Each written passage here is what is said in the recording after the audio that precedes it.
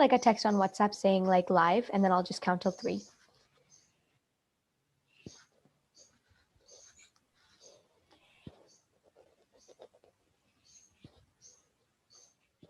Hi everyone, thank you for joining our virtual dental shadower session. We want to remind you that in order to get your hours, you will have to take a short quiz. And as long as you get a 3 out of 5, you will earn your hours. The quiz will be located in our link tree, which is in our Instagram bio. All right, so let's get started. We're very fortunate to have Dr. Devin for today's session. I'm handing the mic over to you now. Feel free to start whenever. All right, thank you so much for the introduction. I'm just going to go ahead and share my screen. Okay, everyone. Hi, my name is Dr. Devin McClintock. This is just a little bit of background info on me. I am currently a general and cosmetic dentist. I'm actually one of the current AACD residents. That's my Instagram handle. If you want to follow me, I tend to post a lot of my cases and go through detailed explanations. So I highly recommend you guys check it out. Just a little bit of background on me. I graduated dental school in 2016 from the State University of New York in Buffalo. Let me tell you, if you can go to school in Buffalo, you can pretty much do anything because there was a lot of snow. And right now I'm working at Huntington Bay Dental. I'm actually at the office right now, sitting in my boss's chair because I had to come in for an emergency. And if anyone has ever driven on Long Island, you know how crazy traffic can be in the summer. So I didn't want to risk not making it tonight, so I decided to do everything from here. So basically, the virtual dental shadowers asked me to kind of go through a couple of questions, and I'm just going to try and give you guys my best answers and recommendations of when you're applying to dental school or in dental school. And obviously, study tips is like a big question for people. I personally am a big believer that nobody studies the same. So what works for one person may not work for another. I know I personally, when I was in dental school and even in undergrad, what worked one semester didn't even work for me for the next semester. When I was studying for my boards, I studied for boards part 1 in a coffee shop in Buffalo for the entire summer. For my boards part 2, I couldn't do it. I had to have a different venue. But most importantly, I would say break it up. Don't cram. It never works. Know your limits. I personally find that I reach an hour at night where anything I try to study after that, it's just not being absorbed. And if I'm staying up till 2 o'clock in the morning, I'm not retaining anything. I'm just losing sleep. It's not a good idea. So what I actually used to do in dental school, and some people thought I was maybe a little crazy, but I do better in the mornings. So when I would hit that time, usually around like 10, 10:30, 11, I would go to bed. And I would wake up at 3 o'clock in the morning because it was much more beneficial for me personally to be woken up and study first thing in the morning and absorb it in the morning rather than try to stay up at night and not absorb anything. Then most importantly, space it out. Your professors give you the syllabus. They tell you exactly when everything is. Just try to break it up into smaller bits. Furthermore, when I'm studying, I'm personally somebody who likes to talk. My nickname at work that my boss gave me is Chatty Patty. I love to just talk it out.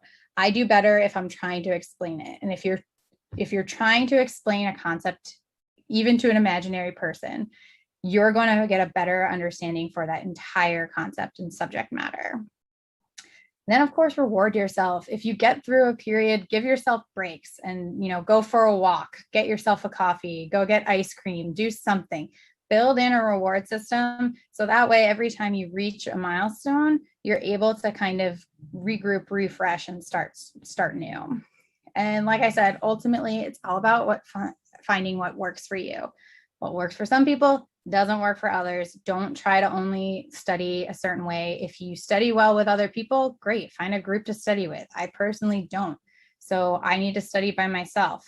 Maybe I like to follow up with a study group, but again, trial and error, figure out what works the best in your hands. And that's really what dentistry is about as a whole. So in terms of community service, when I was in my undergraduate, I actually did a whole internship my senior year with a dental hygienist associated with the Boston University Dental School. I was at BU undergrad.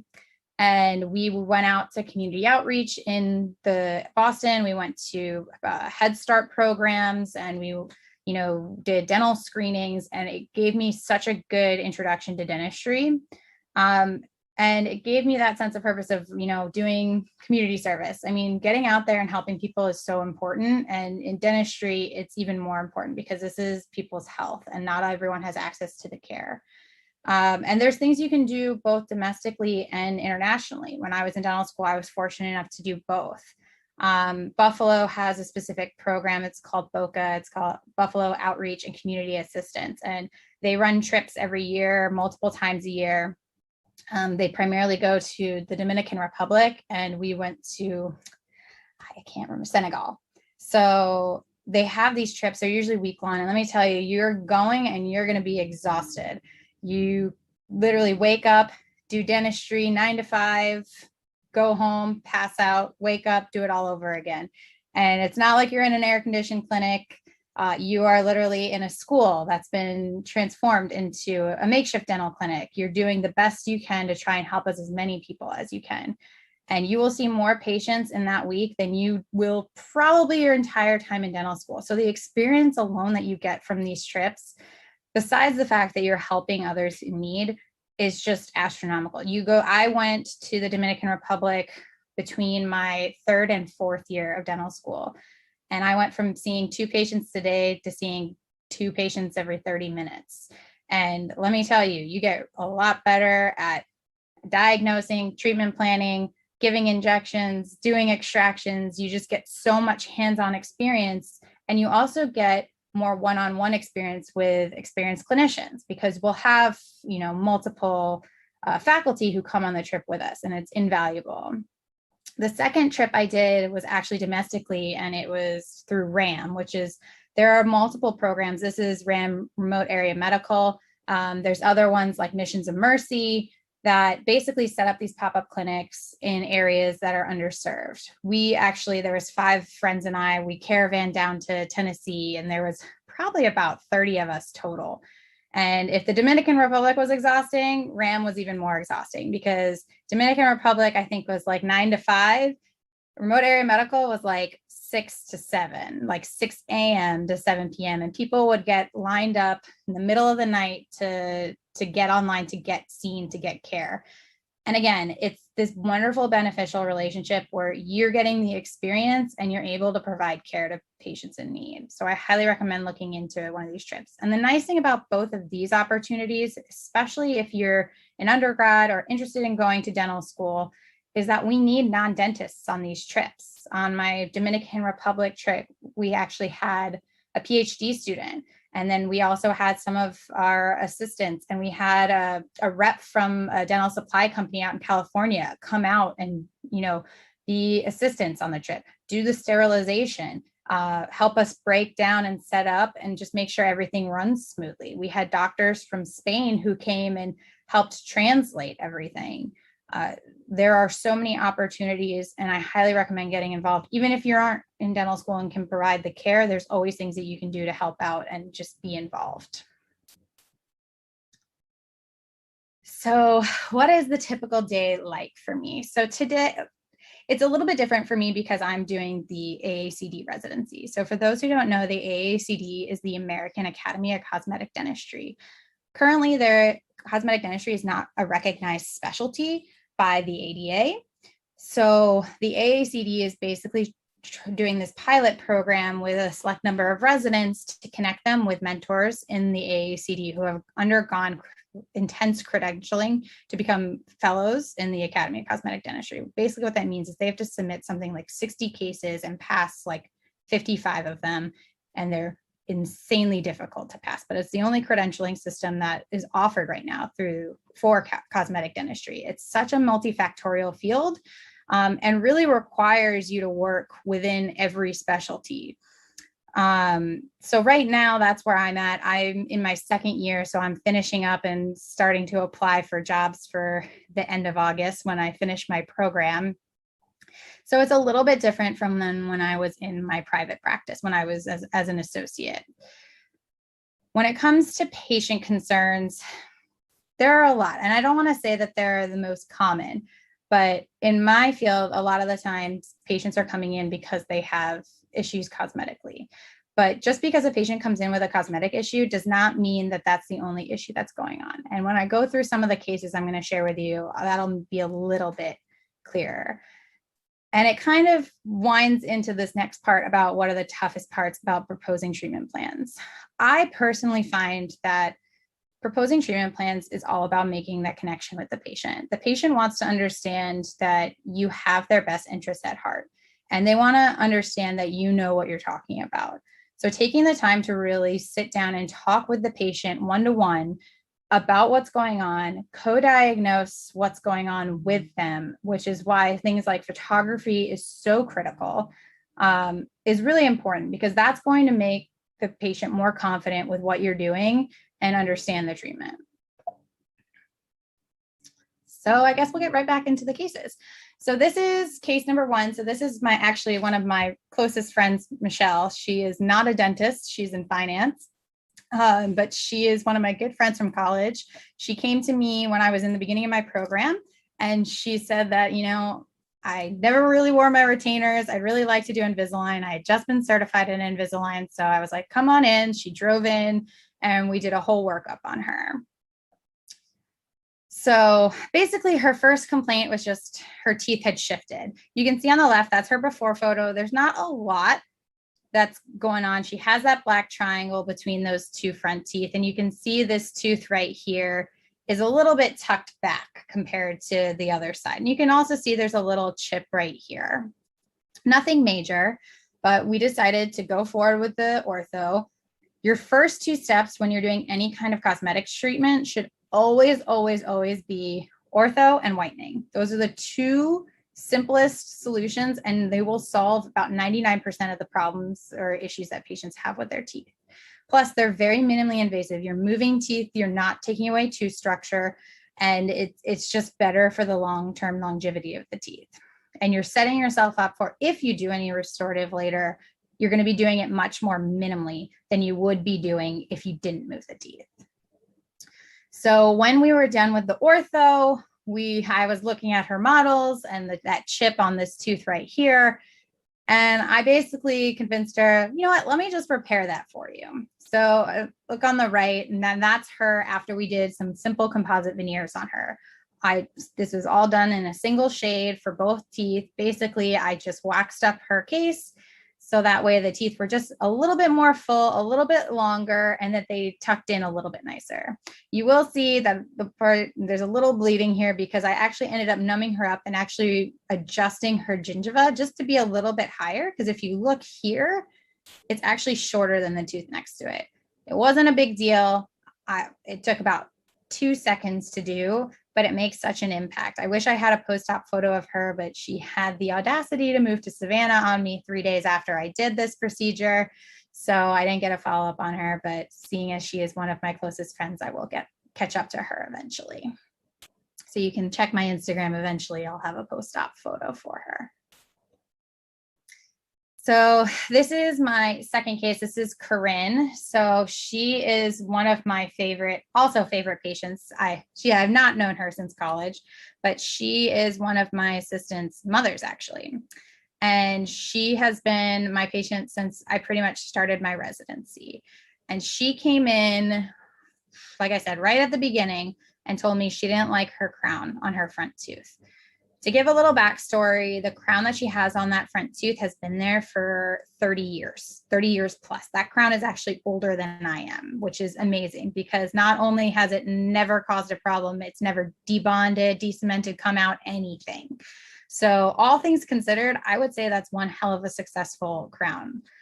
The aesthetics aren't perfect, but again, thinking about the types of materials that were available 30 plus years ago compared to the materials that are available today, it's kind of night and day. So the fact that they were able to get such a good, reasonable aesthetic result for so long and have it be so highly functional, I mean, I have to give mad props to the original restoring dentist in France. So she came to me and she did not like her crown. So this was on the left. You see, like I said, that restoring dentist, he added that character to try and match that adjacent tooth, which is amazing. But it kind of, discolored with time. It wasn't great. anyway, we took off, we ended up going with ortho for her. So like I said, the first step for anything is ortho. Move the teeth into a better position. You can see here the gum level was way lower on this tooth than it was over here. When we finished ortho, we didn't get a lot of improvement, but we got enough improvement that we actually gained a fair amount back height-wise of the gingiva. It wasn't perfectly level, but I had decided that instead of doing more ortho to try and push that tooth in more to intrude it, I decided that we were going to get the rest of the leveling with some crown lengthening. So all I did is I actually took some models of her. We have a 3D printer in our office. So I printed up her models. I adjusted the model to compensate for the crown lengthening that I knew I wanted to get done. And then I re-waxed the case. Like I said, this is a crown. So when a crown versus a veneer is basically, you have a little bit more leeway with the crown because the crown goes all the way around the tooth. It's less conservative and it's not what I usually go for the treatment plan. If this tooth was a virgin tooth with no restoration on it, I wouldn't have cut a crown. However, because the crown was already there, I have to replace this crown with another crown because you can always be more aggressive, but you can't go back. So once it's cut for a crown, that tooth will always have a crown. So when I did the wax up, I cut off the bottom to make it a little bit shorter. And I adjusted, like I said, the gingiva on the model because I knew I was going to be gaining some height here with some crown lengthening. And then what you see on the right here is her temporary. So this is not a bad result at all for the temporary. And we did not touch this tooth, or this tooth. You can see instead of just lengthening this one tooth, I actually ended up lengthening a little bit over here, a little bit over here, and just a hair here. Because if you go back to that first photo, she's got a very gummy smile. The only way to truly fix this gummy smile based on how much gum is showing at her age, it would be to do some serious maxillofacial surgery. Obviously, that was not something she was interested in doing. So from the get-go, we knew we weren't going to be able to completely eliminate her gummy smile, but we could improve it without increasing the risk. So my compromise was to, instead of removing the gummy smile completely, making the gummy smile even. So try to leveling out the gums so that even though she'll show gum, it'll show one level field and it won't show all the different varying heights. And I mean, you can see there's a big difference between her before photo and her after photo. Like I said, she's still showing gum. And again, this is immediately post-op, so her gum tissue is a little inflamed still. It actually looks a lot better, but I haven't seen her in person since we put her temporary in and sent out for the final crown. But her daughter sends me photos all the time on her iPhone. But it's fantastic. I mean, a lot of dentists would have looked at the photo on the left and considered cutting all 4 teeth in doing veneers on 7, 8, and 9, or 7, 9, and 10, and then a crown on 8. But I personally think her anatomy is beautiful. I think she has great natural variation. She's got those white spots, which I actually think adds character. And yes, it looks a little off symmetry here. But then as soon as you move this tooth into the correct position by just rotating it out just slightly, you can see it really balances. And I'm really happy that we decided to keep it with the one tooth. Actually, if you want to follow this case, unfortunately, I have not finished it yet. It's out being fabricated right now. We should be hopefully getting the final crown back in the next few weeks. I've actually been posting about this case on my Instagram. So the one cool thing about this case is that her tooth is actually very, very dark. When we removed that crown, she had actually had a history of trauma. And when you have a history of trauma, there tends to be a high chance of your tooth turning dark.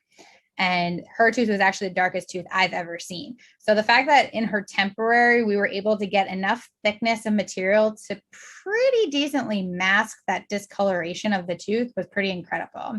I regret I didn't put a photo in of that tooth in this presentation tonight. But if you go to my Instagram page at McClintock DDS, you'll see the whole series of her photos. And again, when I have the final, you'll see, I'll post that as well. So the final case I'm going to go over tonight is also something that's near and dear to me. This is Alyssa. She is absolutely wonderful. She's very good friends with one of our other assistants. And she is kind of unique because she actually does not have permanent laterals. So the teeth that you see on either side of those front teeth are actually baby teeth that have bonding on them. And she had them done forever ago. So again, I seem to have a lot of patients who have these really, really well done, long lasting restorations. So if I'm delivering anything short of that, that's me being the problem, not the patient and not the materials. So I'm going to work extra hard to make sure that everything is going to go as smoothly as possible so that these restorations are going to last her the 16, 17 years that they've already lasted. Her main concern was that they've gotten gray with time, but she's also very worried because they're baby teeth, she just doesn't want them to become mobile. So when Alyssa came in, I always take a series of photos. So I always like to do the AACD 12 photo series. And I like to do a digital scan so I can get models to look through everything. The photo you see on the left is actually using Coist glasses. So the Coist Center is out in Seattle, and they provide some of the best continuing education that any dentist can take. And one of the things I love about it is that these glasses are actually calibrated. So the distance between those two bullseyes on either side of the glasses indicate a known reference number. So you can actually take a photo and they can actually calibrate the size and shape of the teeth, which is awesome. You can update it, upload it to this website called Evident, and they'll actually send you back a whole workup of the analytics. But I like it mainly because it gives you a good reference of just everything. Now, when we originally brought her in for the consult, we were looking at the front 6 teeth, so canine to canine, and obviously those 2 side teeth. And you can really see it over here. They've really grayed out. The shape isn't perfect, but it's decent, but it's just the color just doesn't match her at all.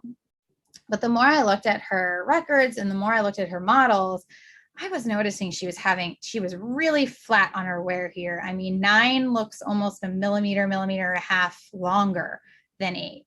And I was starting to get concerned because basically whenever you're doing any kind of cosmetic restoration, you don't want to compromise or increase the risk for the patient.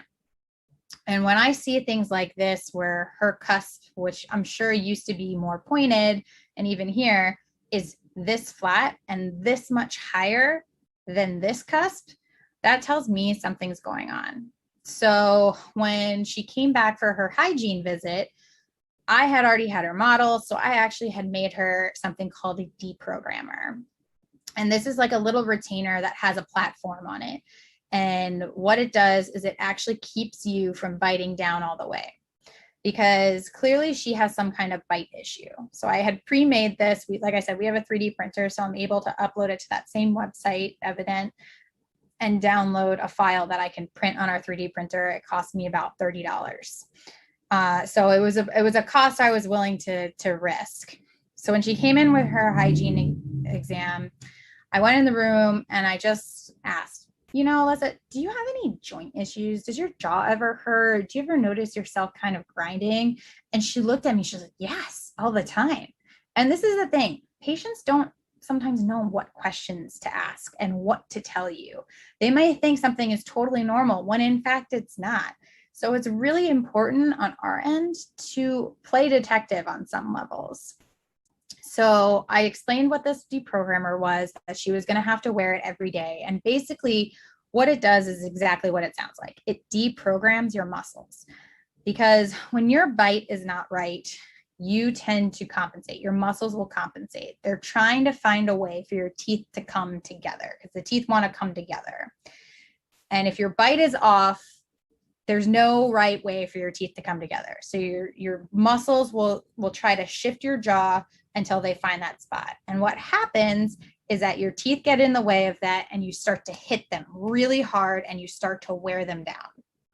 All in all, you should get about 1 millimeter of wear every 100 years. So the fact that she clearly has about 2 millimeters of wear, she should be 200 years old instead of 30. So clearly something's going on. So she wore the deprogrammer for about 3 weeks. And this is what the deprogrammer looks like. Like I said, you can barely see it. It's clear. It goes into the grooves. There's nothing on the outside of the tooth. It's just this little platform right here that keeps her only biting in the front. Because basically, when you're only biting in the front, your teeth can't squeeze together, which means your muscles can't compensate. So by wearing that deprogrammer, you're literally deprogramming the muscle memory of compensating to try and find the bite. So that way, when we take the deprogrammer out and we take new records, when she bites down, her joint is literally just biting down. So now we're getting a reference of an anatomical space versus a tooth space. So when you ask the patients to bite down, that's a tooth position. By deprogramming the muscles and asking her to close, that's an anatomical position of the joint. So based on that, I was able to mount her models, and then I was able to look at the models and evaluate where I could add to the anatomy to improve it. So that way she had a stable bite when she went tap, tap, tap, tap, tap. Then she came in, and as you can see, we added just a little bit of filling material to the teeth. So that way she would have even bilateral bites, so that every time she went tap, tap, tap, tap, tap, she was hitting the same spot over and over again. And the best part about this is that the patients feel the difference right away. Like, it was insane. She knew exactly what I was talking about when all of a sudden she was like, this feels so different. I now feel like when I go tap, tap, tap, I can feel it hitting on both sides. Now, I will say I might actually, when she comes back, because we will eventually be doing the restorations on the front teeth, is I might add a little bit here and a little bit more here to where I don't have those dots, because it's so important just to keep that stability. Now, once we build in that stability, she doesn't have to wear the deprogrammer. The deprogrammer there is just to set us up so that way we can restore it in a way that's going to last for her long term. And again, this is nothing major. This is maybe an hour in the chair and then following up with her just to make sure if we have to make any fine-tune adjustments, we can. But the beauty of that is I've actually opened up her bite ever so slightly. So now we actually have room to build in these restorations. Because if we hadn't done that, if I had just tried to put restorations on there without stabilizing her bite, without deprogramming her muscles, the first thing that would happen is her bite would revert right back into it and knock out those restorations. Then you'd be dealing with broken porcelain, broken tooth, the patient's upset, it doesn't feel comfortable, they can't chew, and it's just not going to last. Because if we're trying to replace tooth structure that was born with the patient with material that is man-made, we're never going to win. You have to change, you have to look at the source of the problem. So that's why it's really important when you're evaluating cases that you're looking at the whole case. Similar to Corinne, you have to look at the whole face to see, okay, she has a gummy smile. How are we going to approach that? How are we going to improve the aesthetics without increasing the risk? How can we actually decrease the risk, but also improve the aesthetics? There are always answers to the solution, but it always comes with taking good records and really taking the time to evaluate a case. And then, like I said, the bite is king. If you can nail the bite, you can do any type of restoration. And this is not exclusive to restorative. So this is not exclusive to fillings or crown and bridge. We had a patient the other day with dentures, and she was having an issue where one tooth kept popping off of the denture. And we finally sat down and we took a look at her bite, and we saw that her bite was off. She was hitting too hard in the front. She was hitting where she wasn't supposed to. And she didn't have these nice contacts on the posterior when she bit down. She was hitting right over here. So that front tooth just kept popping off. As soon as we adjusted the lower front teeth to be in a lower plane so they weren't interfering with her chewing pattern, we got these nice, clean, crisp dots on the denture. No problem. So understand the biology, understand the function, and everything else gets so much easier. So I guess that's it for my cases. If you guys have any questions, I'm happy to answer them. I don't know how we go about doing this at this point. I'm going to refer to my. Okay, so yes, we do have a bit of questions. Sure.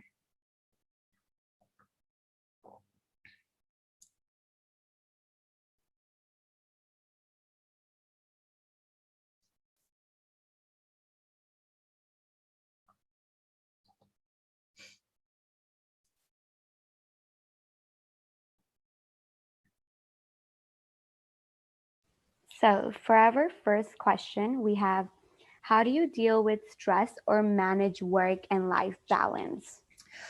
That is a great question. And if I ever figure it out, I will let you know. Um, I definitely understand dental school is stressful, and getting to dental school is even more stressful. I remember when I was in undergrad and I was like, if I can just get into dental school, then I can relax a little bit. And then you're in dental school and then it's like, well, if I can just graduate, then I can relax a bit. It's a stressful field. I'm not going to lie to you. It's a field that tends to attract a lot of type A, little crazy OCD people like myself, which isn't always a good thing. So it can be really hard. I personally dealt with a lot of stress during dental school. It's hard, but you have to find outlets.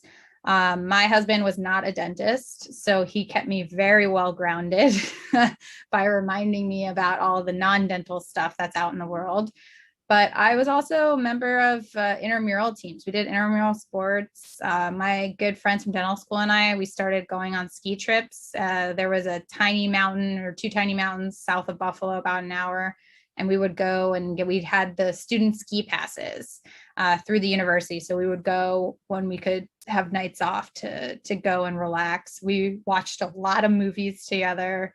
It's just about finding your people, especially in dental school. You need to find your family in dental school because you're really going to lean on them, especially if you're at a school that's away from your friends and family. I was in Buffalo, which is about 6 hours away from my family and about 6.5, 7 hours from my closest friend. So when I was in school, my dental school friends were my family. And, to be totally honest, a lot of them still are.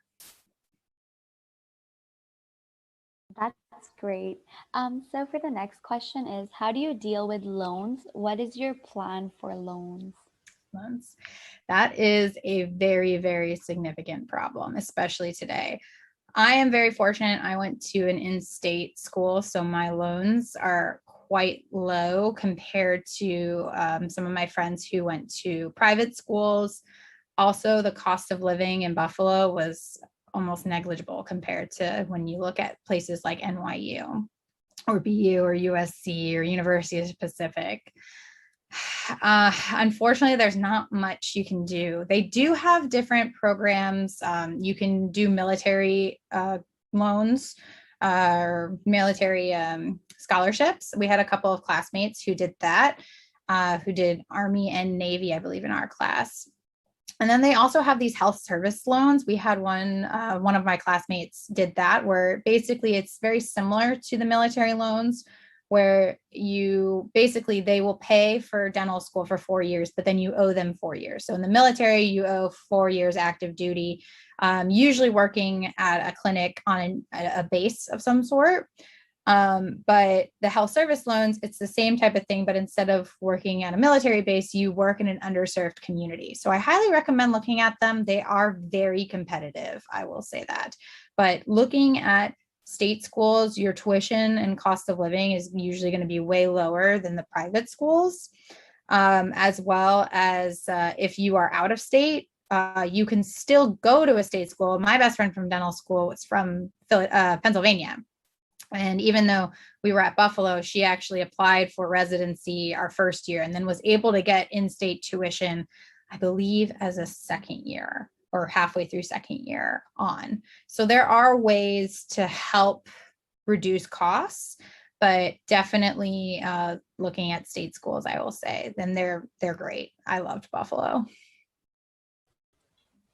Thank you. Is there a fun experience that you had during dental school? Ooh, like dental related or not dental related? Either.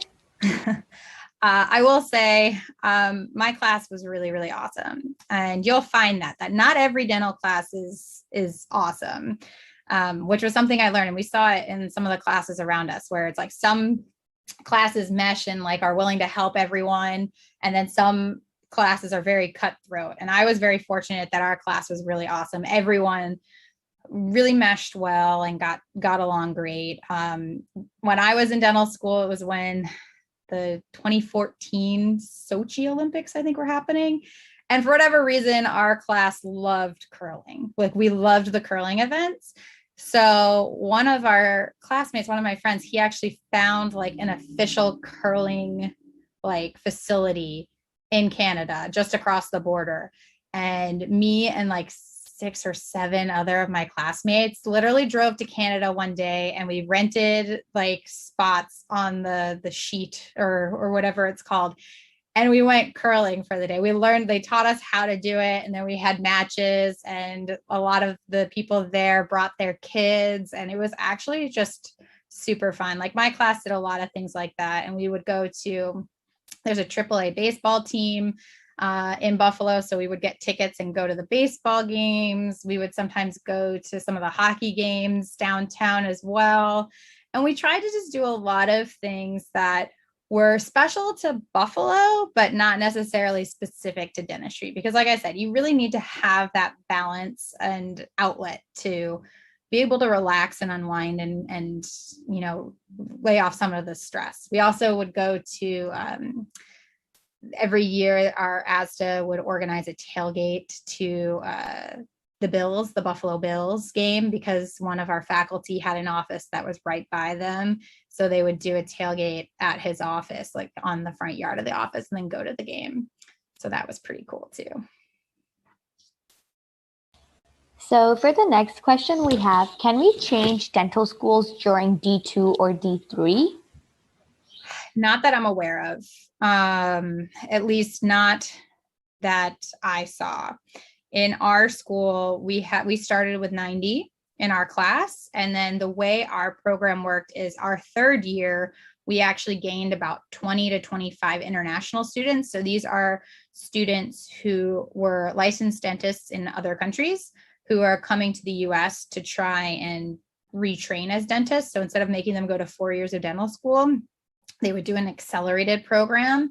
And they would do 2 years accelerated with our class. So they would join our class as D3s. As far as I'm aware, we never had any transfers, but I don't believe, not in the States as far as I'm aware, unless a school closes, I believe would be the only exception. Okay, and for the next question is, for what reason is cosmetics not recognized by ADA? That's a good question.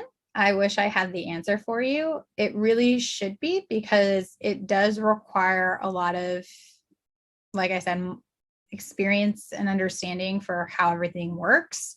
Cosmetics is kind of one of those topics that really requires a lot of basic foundation and understanding about function, as well as understanding about the different specialties, how to work with the different specialties. Like you saw, you have to be very careful with the patient's bite, the patient's function. You have to be able to understand whether surgery is indicated, whether ortho is indicated, whether you need to, do some modification of the gingiva. I believe the AACD is working on trying to go about getting it recognized as a specialty, but it's similar to how implants are also not recognized as a specialty. Being a dentist who specializes in implants, that's not actually a specialty. However, it does require a lot of education and training on it in order to be successful at it. So I'm hoping it's only a matter of time, but we'll see. And for the next question we have, does each state has its own licensing exam, or is it assigned by areas like Midwest, Mideast, and etc.? So that is a good question, because it's kind of ever changing. When I was in dental school, we took the CDCA 8X, which was formerly known as the NERB. And then our school also used to offer the REB. traditionally it was every state had its own system, which for obvious reasons doesn't really work on the grand scheme of things.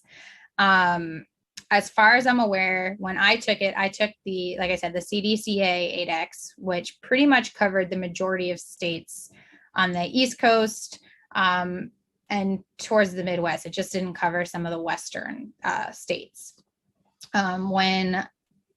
However, there are some states like New York is the only one that actually requires it, but some states also accept residency. So completing a general residency, whether you do a general practice residency or GPR, or whether you do advanced education in general dentistry or AGD, those are both 1-year programs for general dentistry that are required by New York State in order to be a general dentist. How it works for most programs or licensing, whether you take a licensing exam or you do residency, most states will recognize reciprocity.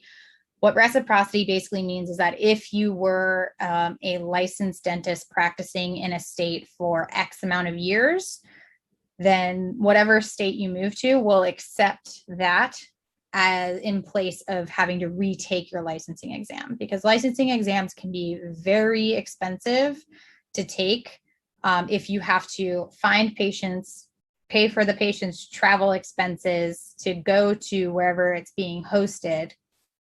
For instance, I had a friend who was practicing in New Orleans and he decided to move back to California, and he had to take the REB, which is the Western Regional Board.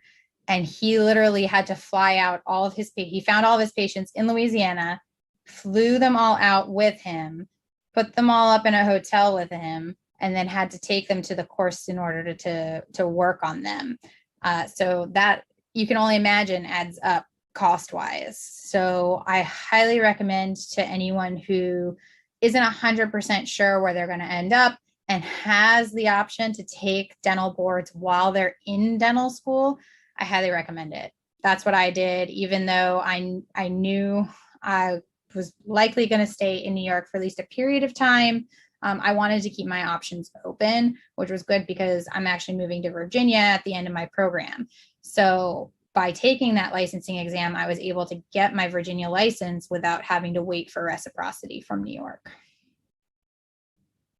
Okay, so for the next question we have, when I think of maxillofacial surgeons, it kind of makes me think they do some cosmetic duty. Is that related to you, or do you guys work together closely or cooperate with them? Yeah, so maxillofacial, oral maxillofacial surgery is what basically OMFS stands for.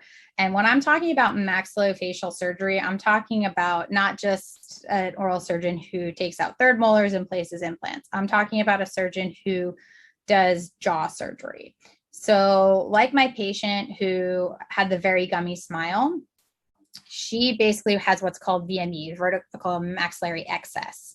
And what that means is basically her maxilla, which is the whole upper jaw, is too long. So if you're talking about correcting that, if she was gung-ho on correcting that, like she wanted to get rid of it, the only way to treat it would be to do it surgically. And how they would have to do that was we would have to work with the surgeon and an orthodontist, because basically you have to work as that team collaborative effort in order to know, for the oral surgeon to know where the maxilla needs to end up after they section it and move it. The orthodontist is there to help the oral surgeon position it in the correct spot. And then it would be our job to come in and do the restorative after the patient heals. But obviously that's talking about years of ortho combined with surgery, months of healing. That's not an easy process. That's not something that a lot of patients are willing to undergo. However, if they are, that's the best option for a lot of those types of cases. But that's what I mean about collaborative. It's really important to work with your specialist. That's obviously something you're not going to be doing in an office. That's not even a surgeon that's going to be doing in an office. That's something that you have to go to a hospital. You have to be in an OR under general anesthesia. That requires lots of follow-ups. I was lucky enough when I was in my GPR residency we had an oral surgery program that did a lot of oral maxillofacial cases. So I actually got to see a lot of the cases, and I actually got to see one in the OR, and they're intense cases, and they are not straightforward. And that's why it really relies heavily on working directly with the specialties collaboratively to get the best results for the patient. So for the next question we have, is there something you wish you'd done differently in dental school? Oh, so many things. Okay, let's see. Things I wish I had done differently. Stress less. I tend to be high stress. Focusing on the long-term goal and understanding that every quiz, test, tiny little detail is not an indicative of who you're going to be when you're practicing. I would have reached out to a lot of doctors in the field earlier. My mentor is somebody I reached out to when I was in residency. And I wish I had known about him earlier. I wish I had gotten connected with a lot of organizations earlier. When you're in dental school, you have to look at it as it's an introduction to the field. It's not all the information. It's the background, history, and introduction to dentistry. The real dentistry starts when you graduate. That being said, there's a lot that you can be doing to put yourself in a better position long-term while you're still in school. A lot of organizations offer student membership rates, which are a lot less expensive than when you graduate. And had I known about academies like the American Academy of Cosmetic Dentistry, if I had known about places like the Coist Center, I would have probably gotten involved earlier. And I would have pushed more to have more of my classmates involved with these things too, because more than anything, they've connected me with a lot of people who have similar interests to me. Obviously, I have a lot of interest in cosmetics, and it's been really great to have that connection with people who are also interested in cosmetics. I've also been very fortunate to do a lot of training with biomimetic dentistry with the Alamans out of Utah, which is something that, looking back, I remember sort of learning about in dental school, but I learned about way, way more after dental school. But again, if I had known that people like this existed and I could reach out to them and make those connections and be learning about, more modern techniques and where the field is going and what direction we're taking versus the direction we were, I think that would have been really helpful. And it also would have just been nice to hear from people like me that it's stressful, you'll get through it, and you'll be better on the other side. It gets better. And that anyone who tells you that they made it through dental school unscathed is just flat out lying to you. It's hard, it's stressful, but you'll get through it. And once you get through it, it gets really fun. So for the next question we have, is cosmetic dentistry affected by any means more than other fields in the pandemic, since the pandemic caused more financial hardships? It's interesting because I feel like it didn't. And the reason why is kind of like right now is a lot of fields, obviously a lot of people shifted to working from home. And so for the first time, instead of, being in an office working and talking to people directly, people were communicating via Zoom. And so people were looking at themselves all day, which they weren't doing before. And it's funny because I'm one of 5 kids, and 3 of my siblings all ended up doing Invisalign this year. And one of them specifically, she was like, I was noticing on Zoom, my bottom teeth are all crooked. And it's kind of funny because everyone's wearing masks. You think that this would be a really downtime for things like cosmetics, but I don't think it really has. If anything, it's really made people a little neurotic and looking at their teeth and their smile and being like, this could be better. It could be whiter. It could be, straighter. I don't like that this is crooked. And so we've actually had a fair amount. Once the office kind of got back up and running, we've had a fair amount of people come in and wanting to do this. So it's yes and no, but I think really it's back on the upswing. So for our next question is, how do you cope with patient expectations? So I personally always like to give the patient the worst case scenario because managing expectations is critical, especially in cosmetics. I also like to over prepare. So whenever I do a cosmetic case, I have a wax up done. Now, basically what that means is it's basically I send the case to the lab, or sometimes I'll do it myself, and we'll basically build up the teeth to the ideal of what we like to see. And we can show patients that, and they can hold it in their hand. But more than that, I really like to take photos of everything because I find that photos make the biggest impact. And it makes it a lot easier for the patients to understand. I'll do a lot of mock-ups chair side. So if a patient has a lot of spacing and doesn't like the way it looks, I can add material without using any kind of adhesive. So I know I can pop it right off, but I'll build up the tooth to the approximate shape and contour of what I could make it. And then I hand them a mirror, and then they can look at it and kind of see exactly what it looks like.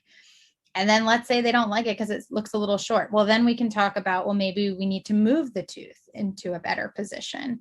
And then it becomes a little bit more tangible to them and easier for them to understand. It's hard if you go to a patient and basically tell them, well, Mrs. Jones, you need $10,000 worth of work. They're going to look at you like you're crazy and go running. You really have to make it easy to understand, and you have to show them. You have to let them be part of the collaborative process of diagnosing. Show them the photos of their teeth. Most patients don't even know what their teeth look like other than what they see in the mirror, but they have no idea what the biting surface looks like of the teeth. If they have old metal fillings, they have no idea what those look like back there. And they could have cracks in them. They could have deep stain or decay.